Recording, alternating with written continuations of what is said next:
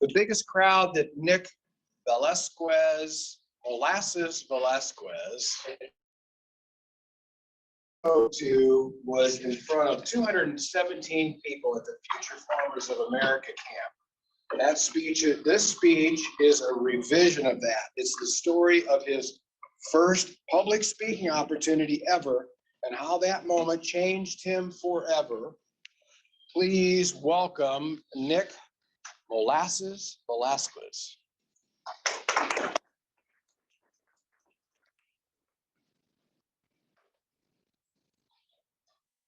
Thank you.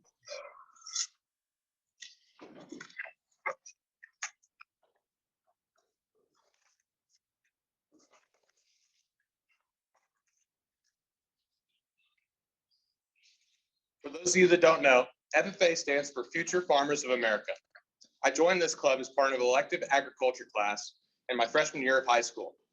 The reason that I joined, I didn't want to take art. I didn't grow up on a farm, and I had no interest in doing so. I am a horrible artist. I've heard from some of my classmates that the class would be an easy A. I was all about that. See, it may be kind of hard to believe, but I was quite the loser growing up. I had this really long, raggedy, nasty hair because I didn't take care of myself. I didn't have any ambitions. I wasn't in any sports or clubs. Most that I'd ever achieved for myself was the B honor roll. The only thing that mattered to me was going home and playing video. I'm sitting in the back of this class doing this weird thing with my makes an announcement. Hi, everybody. I just wanted to bring your attention to this sign-up sheet out in the hallway. It's for the FFA Creed Speaking Contest. I encourage all of you to sign up, especially you and you. Now, despite the context of my body language, the two people she pointed out were not me, and that wasn't new by any means. But for the first time in my life, I had this strange thought come into my head. Why didn't she point at me? I could totally do that, easy. So in a burst of confidence, I go out in that hallway and I put my name on that sign-up sheet. I finally had something that I could work towards. And for the first time, video games came second. A week passes and I know every word to this thing. The day comes for the contest and I'm at home getting ready. I throw on my blue corduroy jacket and I'm looking at myself in the mirror in awe. Ooh, okay. Who is that? I had this energy coursing through me that I had never had before. I felt like a completely new man. I hadn't even walked in the door yet. About 15 minutes later, I arrived at the ag building. I'm directed to a person to pull a number out of a hat. I pulled the number 3, meaning I'm third to go. Perfect. That's exactly where I want to be. I was instructed to go to the waiting room. Energy still coursing through me. I go and find a corner to practice in. I believe in the future of agriculture. I believe in the future of agriculture. I believe in the future of agriculture. As I'm going over all my lines, a lot more contestants started to trickle in than I expected. I thought I was going against 3 to 4 people, but that number was more like 14. They had friends to practice with. I just had the wall. Started to feel out of place and uneasy. The girl my teacher pointed at weeks prior was there, practicing the creed with her friend. The way she used her hands and body language to convey her feelings was almost flawless. She manipulated and bended the lines with such finesse, and she wasn't the only one that could do that. Once I started to listen in, almost the entire room had strong speaking abilities. That confidence I had was gone. I was a fool to think that I could compete with anyone in that room. I was brought back to my reality. This is the kind of stuff that the popular kids get signed up for. It's for the ambitious, the talented, for the people that are going somewhere, not for losers like me.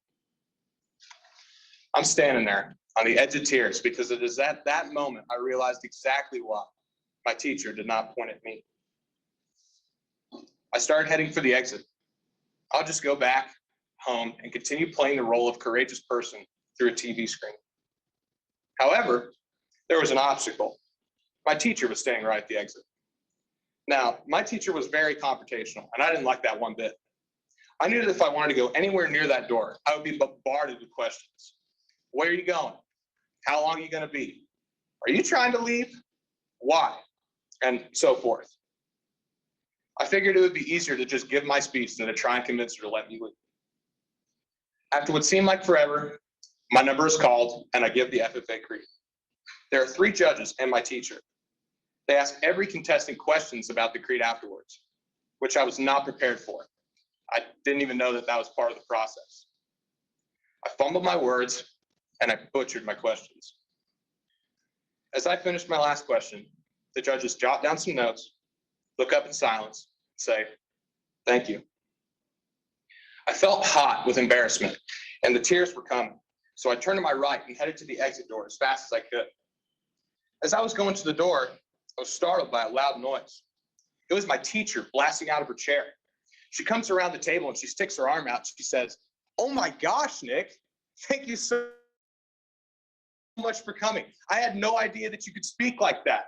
Great job." I went home and cried my eyes out that night, but not for the reasons that I initially thought. That was the first time someone stuck their hand out, looked me in the eyes and said, "Great job," and meant it. Now, I didn't take first place, but I got second, and the runner-up gets to write their own speech and compete against neighboring districts. From that point on, I went on to do Division 1, 2, and advanced public speaking. To the FFA Public Speaking Academy, competed against 20 to 25 people all across Missouri and placed third. This newfound confidence led me to attending state convention, national convention, attend barn warming.